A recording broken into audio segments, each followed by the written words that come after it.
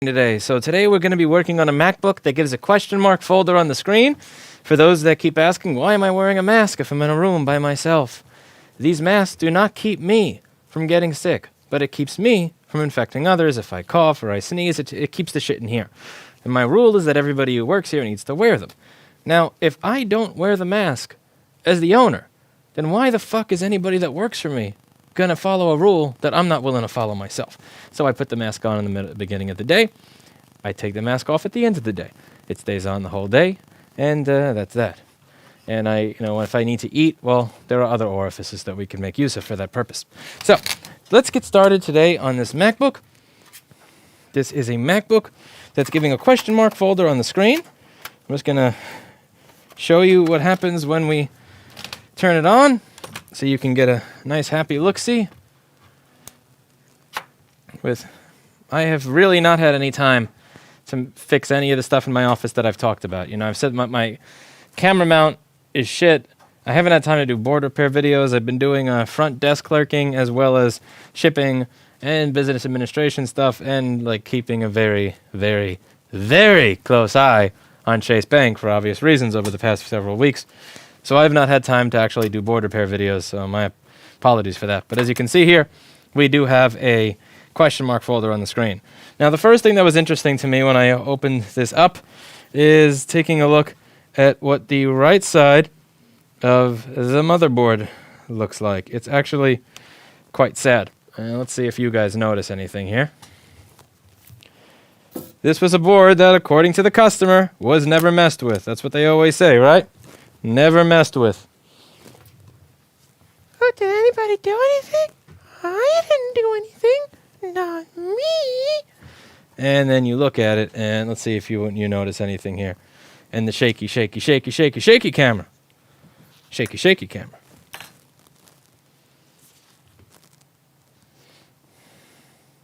Don't know what you're talking about, George Nav. No idea.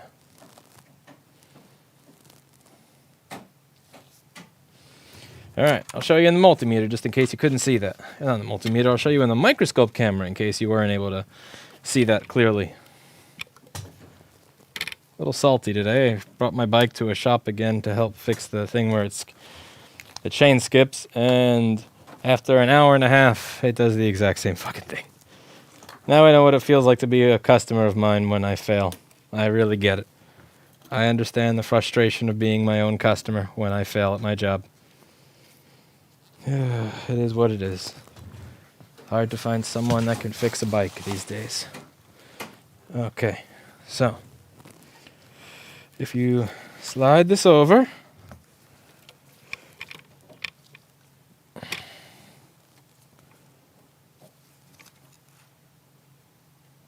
what's this?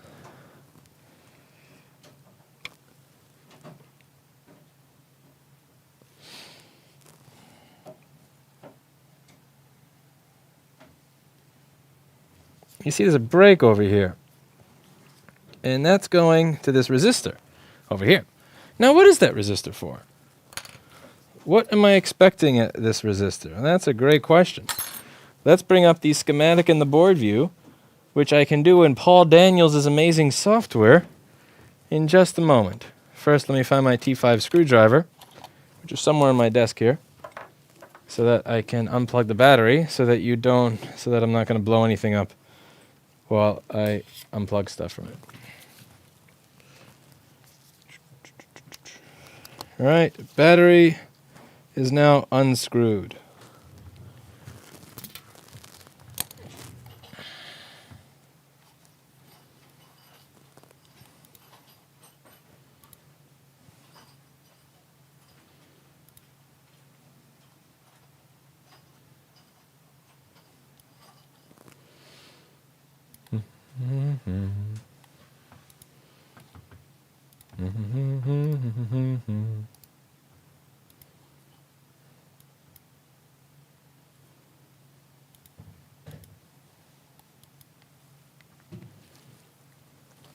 Okay, now the resistor that we're looking at, one moment, just got to make sure that Open Broadcaster stays on top so I can see what it is that you all see. Of course, it seems like it's already screwing with me.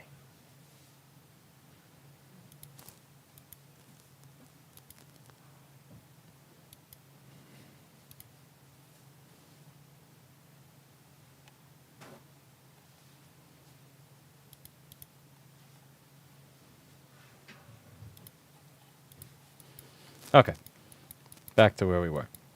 This resistor, PPVin 2.7 volt NAND. NAND? What's NAND? NAND is the memory.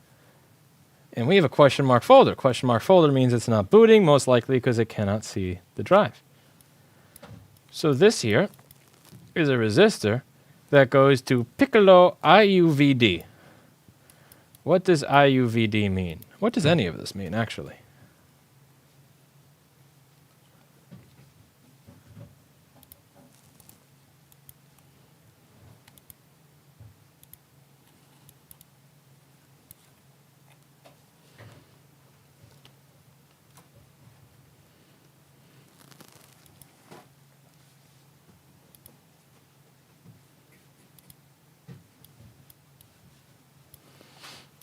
All right, so this says Piccolo PMIC. Papa Piccolo. The cursor doesn't show up on the screen, probably has something to do with Paul Daniels, but Piccolo IUVD. Now, Piccolo is the chip that's going to be responsible for power to the SSD. And over here, that's a VREV, VSENS, IUVD. Now, I'm going to be honest with you. Can I level with you for a moment? You're not going to make an Louis Rossman exposed video as a result of this? I don't know what half this shit means. I haven't known what half this shit means for the last 10 years. But I don't have to know it to actually figure this out. What does IUVD mean? I have no idea. Maybe that's a device that keeps Piccolo from getting pregnant when the SSD gets horny. Who knows? But what I do know is that if I look around the page over here, a bunch of stuff related to the SSD goes into and out of this chip. PP3V3S5 SSD. That's 3.3 volts for the SSD. Stuff for the SSD is going to come out of this chip. So I figure that if there's a pathway that looks like this over here, by a resistor going to that chip, that's going to be bad. So rather than try and figure out what the IUVD or IUD is for, how about I just reattach what was attached in the first place and see if that fixes our problem. So the first thing to do here on this board that the customer claimed was never touched and never messed with prior to it having this random SSD not working problem. Let's see where this trace goes if we can rerun a better trace. Make this trace great again. Let's cut off this mess over here. I'm going to find my X-Acto knife. Where's my X-Acto? I can't find anything on this damn desk anymore. I have this. Very important to have on your desk. Make sure it's nice and loaded.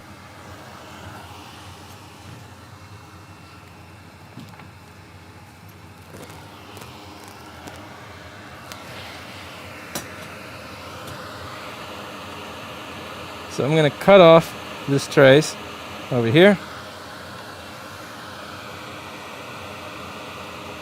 I actually ran out of Nerf darts recently. We don't have a lot left. So we've been rationing. I'm going to actually cut this trace right at the probe point. How about that? There we go. Okay. Now I'd like to clean up shop here. Remove all these little bits of trace that are gone. Next up, this is where it's going to something else on the board. So let's reattach it. Let's say, oh, this is so messed up. Yeah, so this is going up here, and this trace is in shit condition. So we're going to cut it again over here.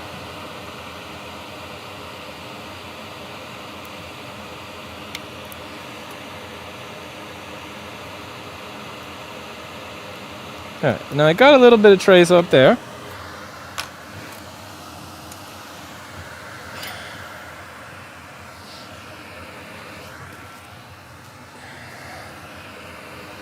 Now I'm going to take my flux, my beautiful Amtech NC559 V2TF flux, stocked at store.rossmangroup.com.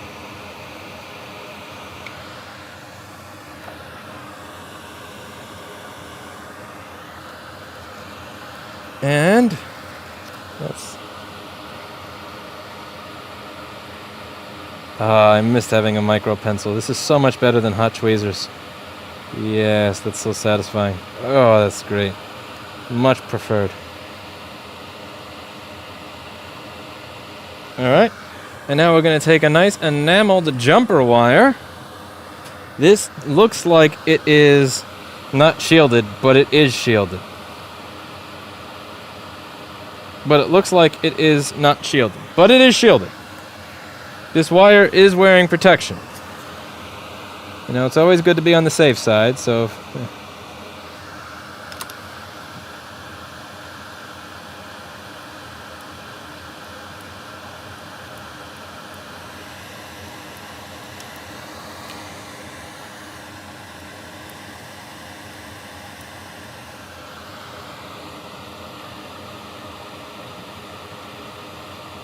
Now I need to hold the wire down on the board. That's not really attached properly. It's not a proper solder joint. The wire should be inside there. And there we go. Bada bing, bada boom.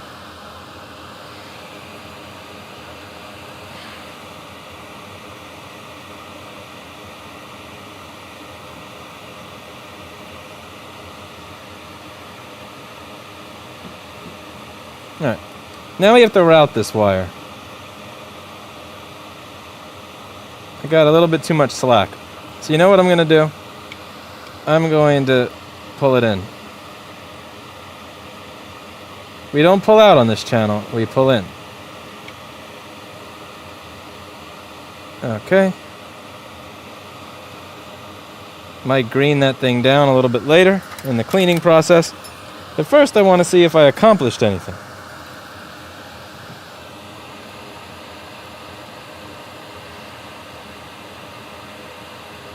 Yeah, I don't want there to be any chance of this wire touching whatever is at that capacitor over there. Because whatever is at that cap is probably a much higher voltage than 2.7 volts to my NAND.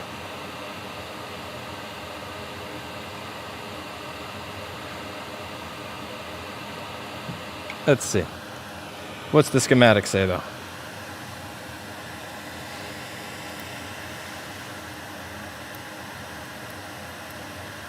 Oh, the schematic says that's 1.8 volts over there. So if it touches and the enamel came off, which is a big if there, it may send... Yeah, I don't want to send 2.7 volts to a 1.8 volt line. So I'm probably going to green it.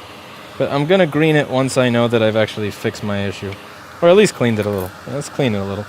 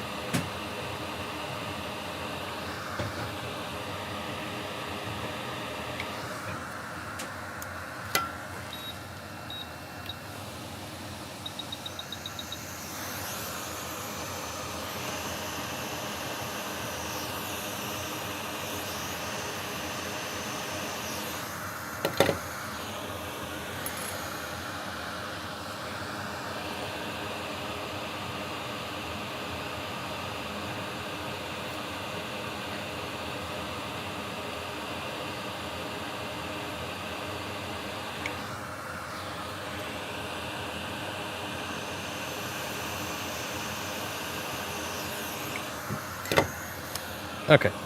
Now, we're going to take a little bit of green stuff. And I actually got some really super fine needles here that I can use that I'm going to get. So, one moment while I get the super fine needle. I'll be right back. Hold on, folks. Don't touch that dial.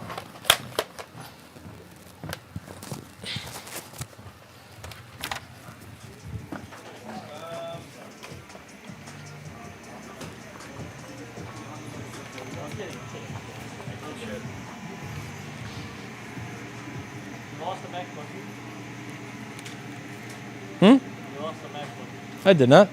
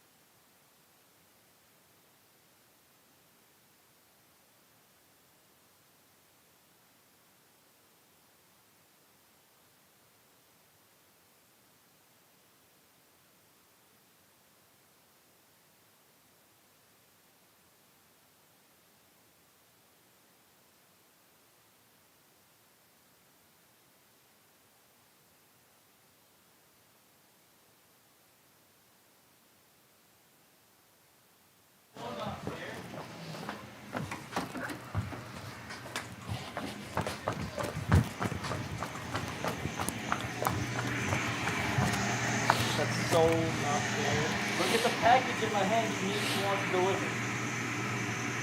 I was leaving and then you're like picking it.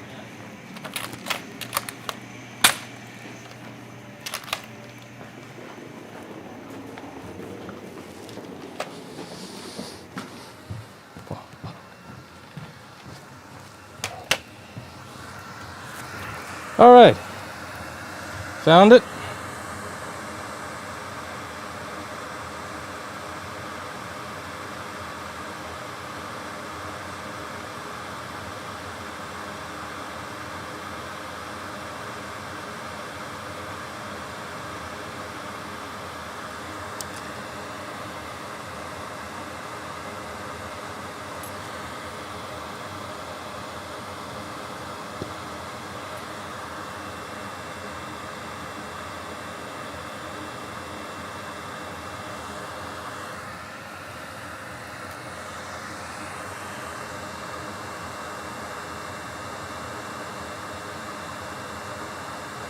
The annoying thing is that it's not really like, the gravity doesn't work when the wire gets this tiny.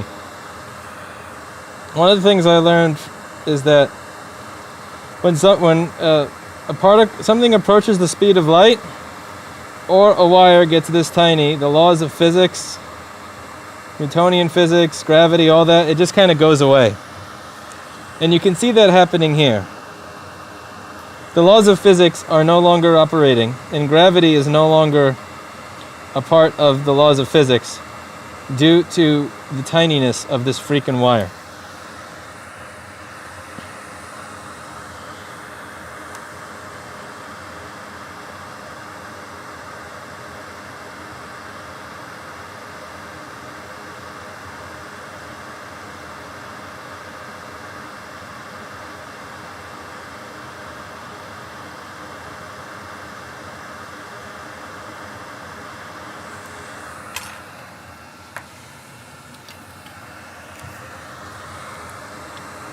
LOL at all the people saying super glue as if that actually works at this size.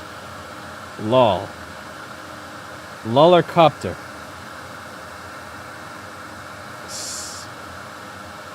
Alright, now everybody, you should probably not be looking at the screen because this is a UV light right here. Oh my gosh! Don't worry, this is from government, not my salary. Copez, stop that! Do not donate back your old salary. Anyway, what you see on the screen here is UV light. I sell this pen and also this UV stuff at store.rossmangroup.com. This is a UV light, and this is very bad for your eyes and your skin. So if you touch your screen right now, it's not good for your skin, but also if you're looking at the screen, this will burn your eyes. So please, please do not look at this. If you look at this, the UV light is going to come through your monitor, and it's going to harm you. So I need you to be careful, be responsible. Oh my gosh! What could PCB designers do to make repair easier? Not name themselves after murderous lunatics, but it's not really about what PCB designers could do to make it easier, because it's not the PCB designer's fault that I can't buy a CD3217. It's not the PCB designer's fault that I can't buy an ISL 9240, you know? It's not really on, I don't think much of it is on the PCB designer, except for the one for the tooth. The only thing here is where they put the 52 volt backlight power line right next to a 1.7 volt CPU data line. That was kind of stupid, and that was a PCB thing. But for the most part, it's not really the PCB designer that makes my job a living hell. It's not the PCB person. It's the executive level, I mean.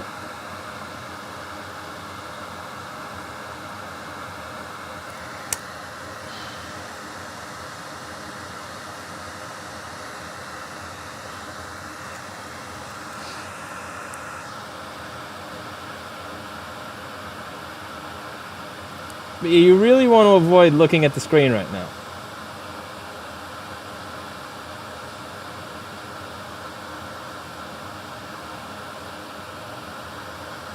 Actually, you know what I could do to cure this shit?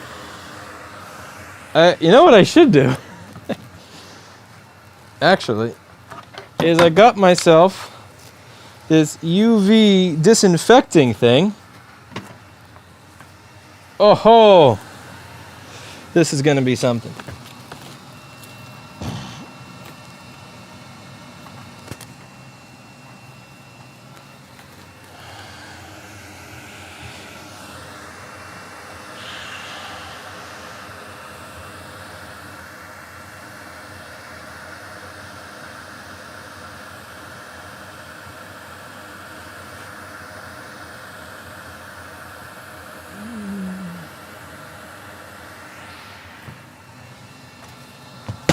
Oh yeah.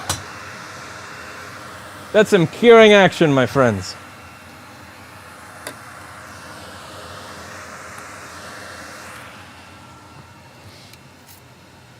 Am I curing with a little AA powered pen?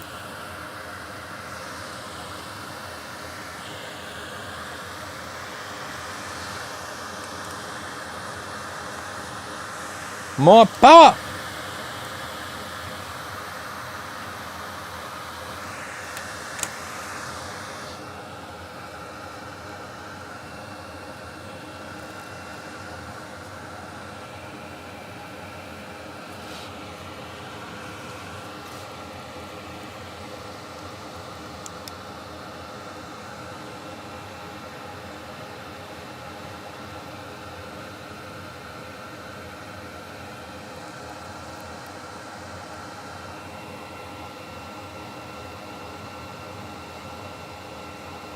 Oh! It boots! This is actually a very common issue because when people use certain types of tools to remove the casing on this machine, they often scratch the board on that side, and typically what they tend to damage is a sensor chip. It's actually very rare that they do this. The common thing is that people will open it because they want to blow out the dust, or just because they want to get their rocks off looking at the inside of a MacBook because, MacBook! But the thing is that right over here is where there's a little clip. And there's a little clip over here. Clip thingamajiggy. And the way the case slides off on this is really confusing compared to the old models. So what people usually do is while they're digging a tool under here, because this is the point where it gets stuck, is they will rip off this little sensor chip. This is very common. And then they'll have a machine with it's really running really slow, or the fans are spinning super fast. This is a rarity. So what they must have done is right over here, I'm guessing instead of the pry tool going here and zinging this, the pry tool went here and zings this, and that's why this happened. This is a very, very, very common reason that you will have this problem in this machine, and you'll be able to tell if somebody's lying about the fact whether or not they opened it properly by this issue. And it's no big deal. You just use some common sense, some enameled jumper wire. If you really want to go crazy with it and make sure that nothing is ever going to short to anything nearby and you don't want the wire to move, you can go overboard and use this green stuff that we sell at store.rossmangroup.com along with this little curing pen. It's kind of fun. Got UV curing glasses not included. And that's that. So now this person has their data back and the machine works. That's it for today. And as always, I hope you learned something. Thank you so much for watching. I'll see you all in another video. Bye now.